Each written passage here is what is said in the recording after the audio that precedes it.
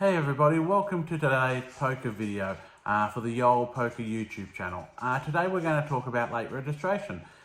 So late registration is obviously when the tournament is not a freeze-out event.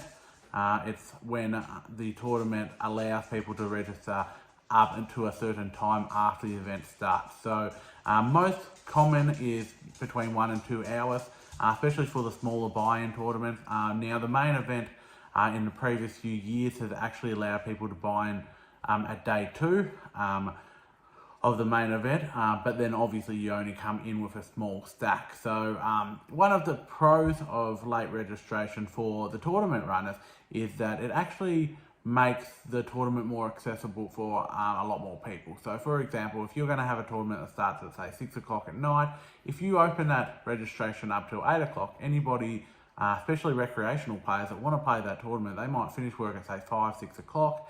They can actually go and register late for that tournament and still play the tournament. So every time somebody registers, the tournament runners or the poker room actually gets a fee. So it's like an admin fee or a rake, and they want as many people that can possibly late register as possible. So you are seeing most tournaments having a late register these days, but sometimes they don't. Sometimes it is purely a cut-off, and normally that's due to time and restrictions as well. So when you are registering for tournaments, make sure you know if there is a late rego period, what it is. Now, some of the pros to late registration is obviously you avoid a lot of the carnage early. If you're more of a better poker player, the better play generally occurs during the middle part of the tournament to the late part of the tournament. So you're sort of avoiding that little bit of hecticness when there are weaker players in the field. You won't get caught up and you won't get called badly by a weaker player. There's also a little bit of a benefit, especially a lot of professional poker players with their time when it comes to their poker hourly rate.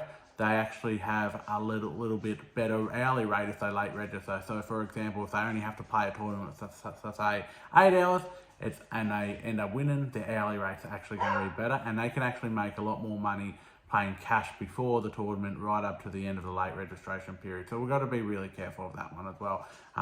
If you're a professional player or if you're a recreational player that is obviously all in at about hourly rate, you've got to be mindful of that as well. One of the biggest cons to late registration is the flip side of the pro is that you do miss that small period in the start of the tournament where it is easy to pick up blinds, it is easy to get a read on the table, and you do start a lot deeper as well. So you start a lot deeper with your stacks.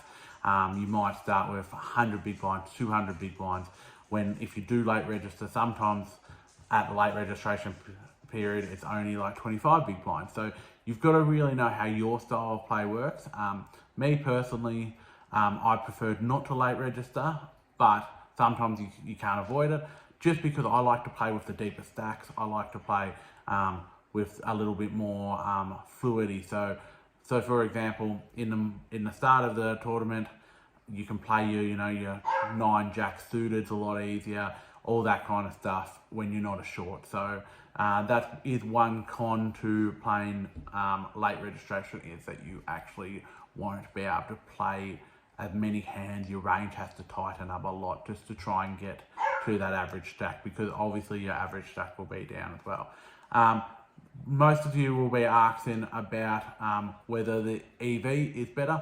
There's actually been no scientific proof and no studies done to say that late registration for a big poker tournament has anything to do with EV. The expected value, for people that don't know what EV is, of you playing, because just the pure studies of that is going to be a lot harder to do, and you're going to have to do it over a longer period of time. So there might be a little bit of a increase in your EV, but not much. So but yeah, late registration, very interesting topic. I know there's a lot of pros out there that don't want late registration to happen anymore, or at least minimize the time, because there's been a lot of stupid late regos, like to the end of level 10s, to the end of level 12s, which can be 6-7 hours. Like I said, with the main event, at one stage they're allowing you to buy in on day 2 as well. So it has gotten a little bit out of hand in that aspect. I do think late regos do help both tournament runners, tournament and players, but I do think just an hour or a 2 hour late rego period is generally what works the best, depending on your blind levels, obviously. But that's just my opinion. Obviously, if anyone else has any opinions, chuck them in the comments. Tell me what you think it's best to do, whether it's best to late register for a tournament or show up on time. I'd love to hear from everybody. Also, if you haven't liked and subscribed to the page, I'd love you to subscribe to the page. And also write in the comments what topic you want to hear about, what opinion you want to hear about, what strategy you want to hear about, and what suggestion you have for new videos or a topic that I want to talk about. So thank you very much for watching this video. I really appreciate it, guys. It's been fantastic just getting some of the feedback about how well they're enjoying my videos, and yeah, can't wait to do a few more lives for you and a few more vlogs coming up. So until next time, see ya.